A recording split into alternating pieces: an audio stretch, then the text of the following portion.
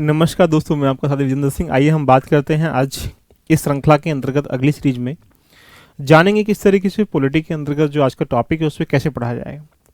Civil service exam के लिए आप, मेरा मानना है कि जब तक आप टॉपिकों पर कंसेप्ट, फैक्ट या फिर एप्लीकेशन चीज़ों को एक बेस नुमा तैयारी नहीं कर पाते हैं, तब तक हम उसमें कुछ ना कुछ चीज़ छोड़ चले जाते हैं, जहां एग्जाम में आने वाले प्रश्न जो होते हैं कुछ बन पाते हैं, कुछ नहीं बन पाते। तो आज हम आपसे चर्चा करेंगे प्रेम्बिल के बारे में। एक टॉपिक है जो पॉलिटिकल, जिसका नाम है प्रेम्बिल, इसको बोलते हैं प्रस्तावना। अब एक बात सोचिएगा, अब प्रस्तावना को पढ़ना है, प्रेम्बिल को पढ़ना, उद्देशिका को पढ़ना है, तो सबसे पहले आपके दिमाग में एक पिक्चर बन जानी चाहिए। क्योंकि ब्लूप्रिंट मैं उसे कहता हूं कि जब आप इस यूपीएससी की यात्रा में अगर किसी भी कंसेप्ट को या किसी भी टॉपिक को पढ़ रहे हो, तो उस पर सारी चीजें अगर आपके दिमाग में कंठस्थ नहीं है, तो कहीं ना कहीं उससे जो प्रश्न बनने वाले हैं वो आपसे नहीं बनेंगे। अब ये प्रेम्बिल क्या है, इसके बारे में आपको जानना पड़ेगा। तो प्रेम्बिल को पढ़ने से पहले आपके दिमाग में एक मूलभूत ढांचा हो जाना चाहिए कि मुझे प्रेम्बिल को पढ़ना कैसे है।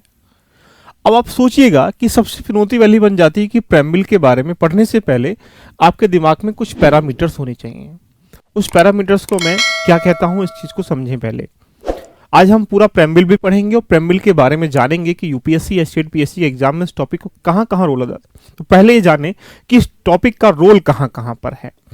तो रोल के मतलब, अगर आप यूपीएससी का एग्जाम दें या यूपीपीसीएस का एग्जाम दें या अन्य स्टेट एग्जाम जो भी हैं दें, वहां पे प्री के एग्जाम से लेकर मेंस के एग्जाम में लेते हुए, इंटरव्यू एग्जाम में लेते हुए, जब आप जीवन में कहीं जॉब में सेटल हो जाएंगे, उसके बाद भी इस प्रेम्बिल का रोल रहेगा। तो मेरा मानना है कि अगर आप रोल जान लेंगे तो उसको रोल के हिसाब से पढ़ेंगे, है ना। नंबर 2, इसके रिसोर्स क्या होने चाहिए। आपके पास रिसोर्स अगर आपको पता है तो रिसोर्स के हिसाब से आप तैयारी कर पाएंगे कि मुझे पढ़ना कैसे है। नंबर 3, इस जो टॉपिक है, इस टॉपिक का रोल कहां कहां है। मेरा मानना है कि रोल कहां, मतलब ये तो रहा हमारे एग्जाम में रोल, इस प्रेम्बिल का जो रोल है, क्या इस ज्योग्राफी के साथ या इथिकल, नीति शास्त्र के साथ, जीएस4 में कहां कहां इसका रोल अदा करेंगे, ध्यान रखने वाली बातें हैं। साथ में हम लोग जानेंगे कि इसका आधारभूत तरीका क्या होता है, जो जिसे हमें पढ़ना है, यानी बेस क्या है इसका, ये हमें पढ़ना है। अब सोचो, इस प्रेम्बिल का रोल अगर यहां से प्री में भी है, मेंस में भी है, इंटरव्यू में भी है, और जीवन की क्रियाएं जब आपकी चलेंगी जॉब में, तब वहां भी होगा। तो मेरा मानना है कि इसको बहुत आराम से, संयम तरीके से, बेसिक से एडवांस लेते हुए आपको पढ़ना चाहिए। अब इसे पढ़ने के लिए आपके पास 3-4 पॉइंट बन जाते हैं। जैसे प्रेम्बिल को पढ़ने के लिए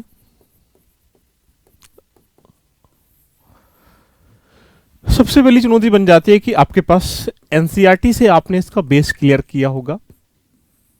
नंबर 2, सेकेंडरी बुक से आपने इस प्रेम्बिल के आधारभूत तैयारी को आयाम दिया होगा। नंबर 3, टेस्ट के माध्यम से कहीं ना कहीं इसकी प्रैक्टिस की होगी।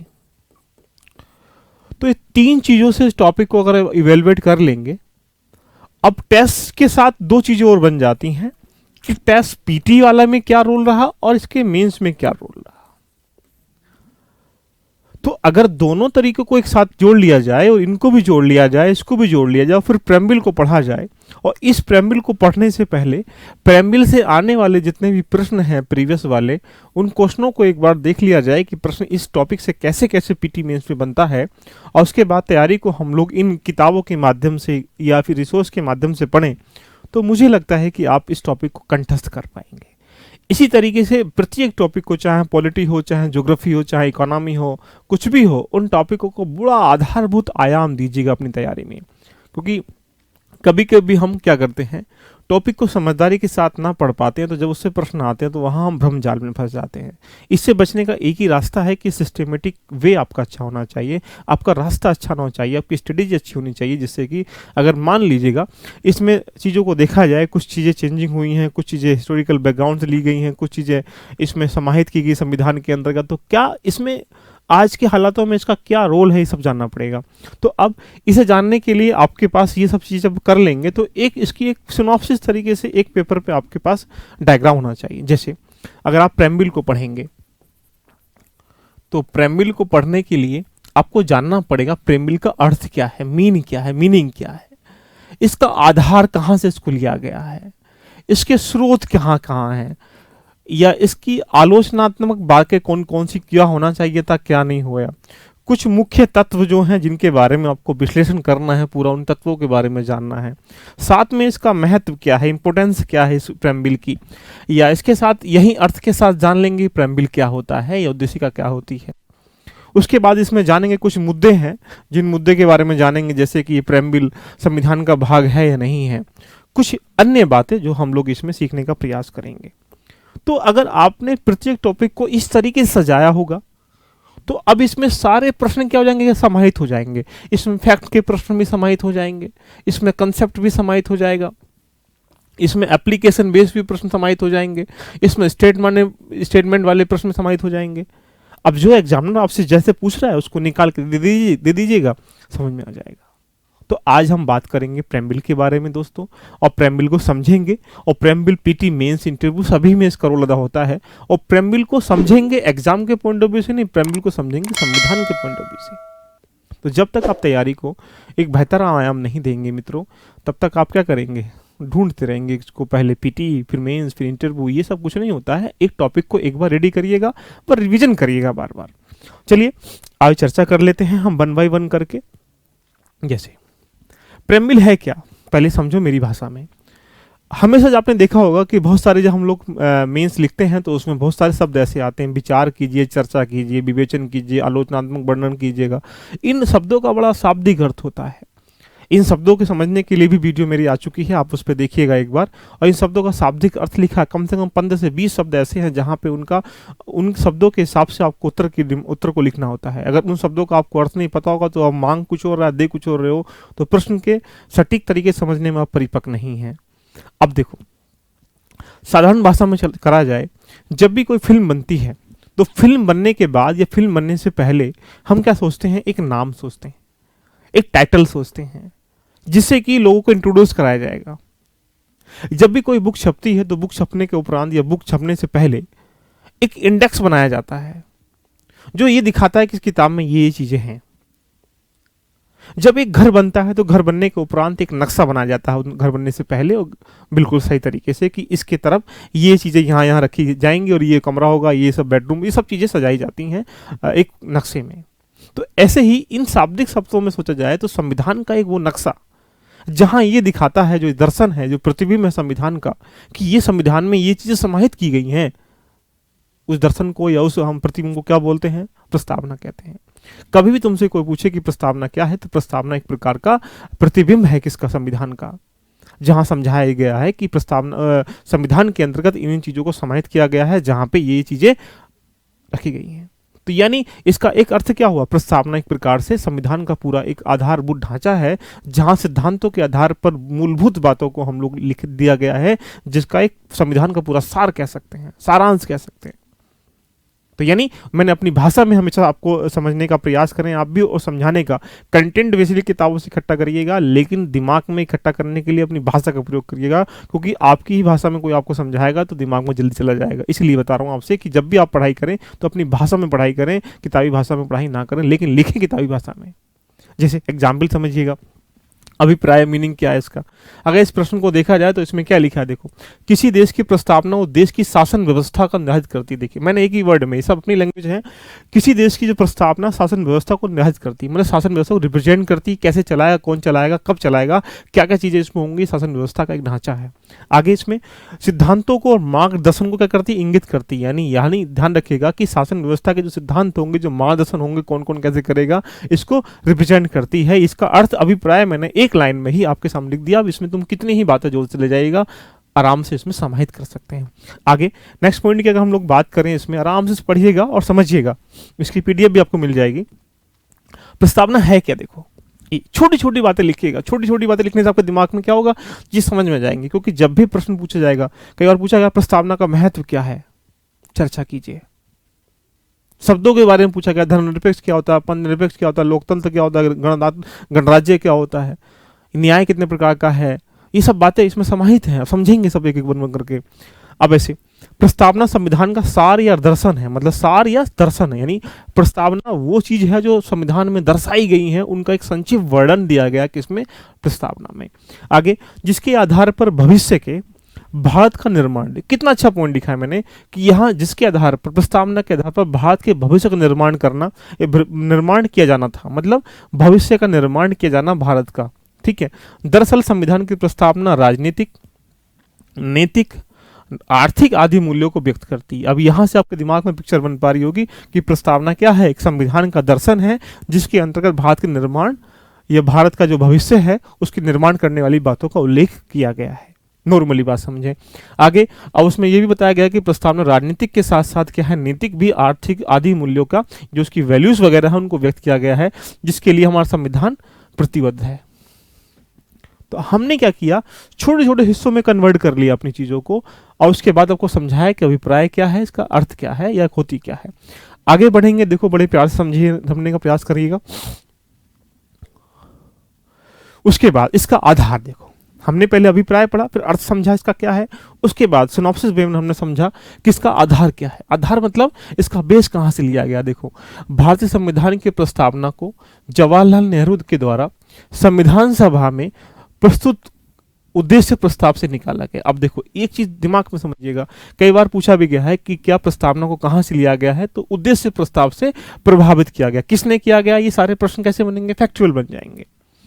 अब उसके उद्देश्य प्रस्ताव को देखो कब किया गया, 13 दिसंबर 1940 में प्रस्तुत किया गया, जिसके अंतर्गत क्या है, प्रस्तावना को रखने की मांग की गई, उसे 22 जनवरी 1947 को स्वीकृत यानी स्वीकार कर लिया गया। ऐसा करने से क्या हुआ, ऐसा करने से हमने उसका आधार भी और उसका मूलभूत एक हिस्टोरिकल बैकग्राउंड में जान लिया कि प्रस्तावना किससे प्रभावित है, उद्देश्य प्रस्ताव से। उद्देश्य प्रस्ताव कौन लेके आया था, जे नेहरू लेके आए थे।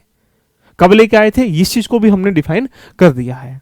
क्लियर। अब आगे चलते हैं दोस्तों, इसमें क्या है, प्रस्तावना के जो मूलभूत तत्व हैं, अगला पॉइंट निकल के आता है कि मूलभूत जो इसका डायमेंशन है, जो तत्व हैं कितने हैं।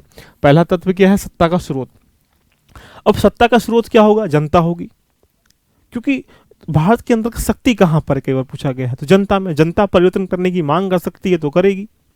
अब यहां से सत्ता का स्वरूप क्या होगा, जो सत्ता का स्ट्रक्चर क्या होगा, कैसे कैसे इसको हम लोग डिमांड करेंगे, क्या क्या उसका होगा, ये सत्ता का उद्देश्य मतलब किस ऑब्जेक्टिव से हम लोग सत्ता को चलाएंगे, या क्रियान्वयन की तिथि जो है ये रखी गई है, कब रखी गई है, 26 नवंबर 1949 को। मतलब जो प्रस्तावना के तत्व हैं, अगर ये भी आपसे पूछा जाए तो हम डायरेक्टली ये कह सकते हैं कि उसको 4 पार्टों में रखा गया है। पहला पॉइंट क्या है, सत्ता का स्रोत क्या होगा, सत्ता का स्वरूप क्या होगा, सत्ता का उद्देश्य क्या होगा, और क्रियान्वयन की तिथि कितनी होगी। ये मूलभूत बातें अगर आपके दिमाग में है तो हम तत्वों के बारे में जान जाएंगे। अब यहां से हम 1 बाय 1 करके चर्चा करेंगे कि सत्ता का स्रोत क्या है, इसके बारे में जानेंगे। सत्ता का स्वरूप क्या है, कितने प्रकार से कहां कहां रखा गया, इसके बारे में जानेंगे। उसके बाद सत्ता का उद्देश्य क्या होगा, इसके बारे में जानेंगे। देन क्रियान्वयन की तिथि, तो ये तो कन्फर्म है इसमें, तो इसके बारे में भी थोड़ा सा हम लोग प्रयास करेंगे। तो आगे चलते हैं, देखो कैसे करेंगे। देखो सत्ता का जो, अगर पहला पॉइंट आपने देखा होगा कि सत्ता का जो स्रोत है, इसके बारे में चर्चा करने से पहले जाने सत्ता का स्वरूप क्या होगा। सत्ता का स्वरूप जो होगा कैसा होगा, एक संपूर्ण प्रभुत्व संपन्न समाजवादी पंथ निरपेक्ष लोकतांत्रिक गणराज्य क्या है, इसका एक स्वरूप है। इस स्वरूप को लागू करने के लिए इसका जो उद्देश्य है वो क्या है, न्याय होना चाहिए, स्वतंत्रता होनी चाहिए, समानता होनी चाहिए, व्यक्ति गरिमा होनी चाहिए, बंधुत्व होना चाहिए, एकता और अखंडता होनी चाहिए। अब हम चलते हैं कि प्रत्येक शब्दों का उच्चारण समझते हैं, और उच्चारण समझने के साथ फिर जानेंगे कि इसका मूलभूत जो पूरा स्ट्रक्चर है, कैसे कैसे प्रश्न मेंस में बनते हैं, कैसे कैसे प्रश्न पीटी में बनते हैं, देखिए जानिएगा। कभी कभी तो एग्जाम में आप देखेंगे तो इसका सीक्वेंस भी पूछ लेता है। ये सारे प्रश्न आपको देखने को मिलेंगे, आज देख लीजिएगा। देखो पहला पॉइंट क्या है, तत्व के बारे में जो चर्चा करी हम, तो पहला पॉइंट क्या, सत्ता का स्रोत क्या होगा। देखो पहला पॉइंट आपके सामने क्या लिखा, देखें। प्रथम पंक्ति में कहा गया हम भारत के लोग, देखिएगा हम भारत के लोग। अब हम भारत के लोग तथा अंतिम पंक्ति में कहा गया अंगीकृत, अधिनियमित या आत्मृत करते हैं। इसका मतलब क्या हुआ कि जो शक्ति है वो किसमें है, भारत की जनता में है, और जनता इस प्रकार को स्पष्ट करती है कि हम इसको अंगीकृत करते हैं। जैसे सम्मिलित करने के बात करने के लिए हमारा संविधान किसी भी बाह्य शक्ति द्वारा आरोपित नहीं किया गया, इसलिए उसने ऐसा स्पष्ट किया गया, जो हमारे प्रेम्बिल की पहली लाइन में लिखा हुआ है, हम भारत के लोग। आगे अगला वर्ड आपके सामने ही आ जाता है, देखिएगा अगला वर्ड आपके सामने है, एक संपूर्ण प्रभुत्व संपन्न। इसको अपनी भाषा में समझिएगा। एक संपूर्ण प्रभुत्व संपन्न का अर्थ होता है कि एक तात्पर्य ऐसे देश से है जहां अपने आंतरिक और बाह्य मामलों में, मतलब इंटरनल और एक्सटर्नल जितने भी मामले हैं, उसमें स्वतंत्र निर्णय लेने की सर्वोच्च शक्ति प्रदान रखता है। कई बार पूछा भी गया है कि संपूर्ण प्रभुत्व संपन्न का मतलब क्या हुआ, कि एक ऐसा देश जो आंतरिक बाह्य देशों में जो जितनी भी क्रियाएं हैं, जितने भी निर्णय हैं या जितने भी योजनाएं हैं, उनमें निर्णय अपनी स्वतंत्र तरीके से स्वतंत्र है, कि कुछ भी सर्वोच्च शक्ति है, निर्णय ले सकता है। लेकिन अब देखो यहां से बड़ा एग्जाम ने ये पूछा गया है कि इस प्रश्न का इसका अर्थ क्या होता है। लेकिन अगर हम आगे चलेंगे तो आंतरिक मामले कौन से होते हैं, देख लो।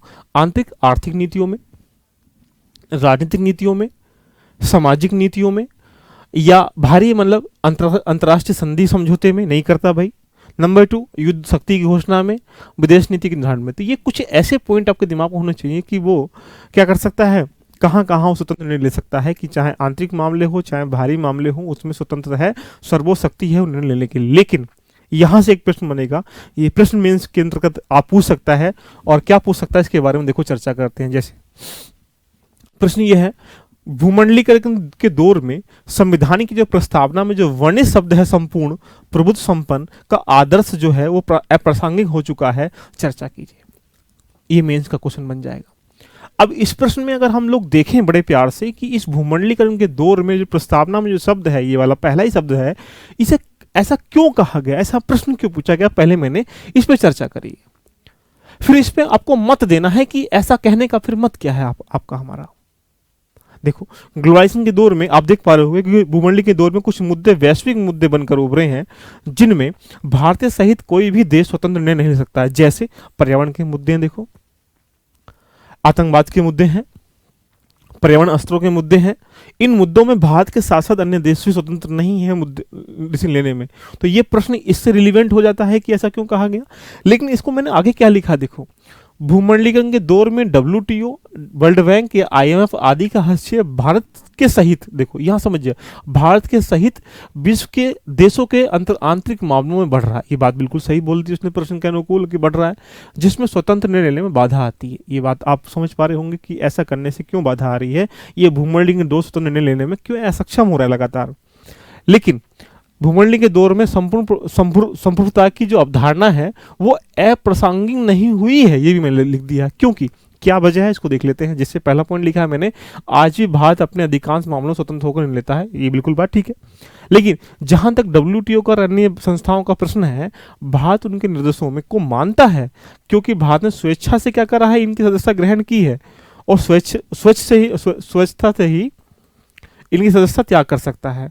तो वर्तमान संदर्भ में राष्ट्रीय संप्रभुता की जगह साक्षी संप्रभुता ने बेसिक मुद्दों पर लिखने लगी। देखिए हमने क्या किया, एक संपूर्ण संपन्न प्रभुत्व समझने के लिए उसके क्वेश्चन को भी समझ लिया, आधारभूत ढांचे को भी समझ लिया, और यदि इस वर्ड से प्रश्न आएगा तो वो कैसे आएगा हमने ये भी समझ लिया, उसका आंसर भी आपके सामने मैंने रिप्रेजेंट कर लिया कि इसका मॉडल आंसर क्या बन सकता है।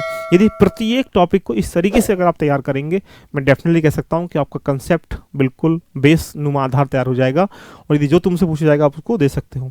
जैसे पोल सबऑर्डिनेशन यानी कह सकते हैं साक्षी, एग्जाम्पल मैंने दिया है, जैसे क्योटो प्रयोग, क्योटो है, क्योटो प्रोटोकॉल, ये जो प्रोटोकॉल है सभी लोग मानने के लिए तैयार हैं, देख लीजिएगा, इसलिए साक्षी संप्रभुता है।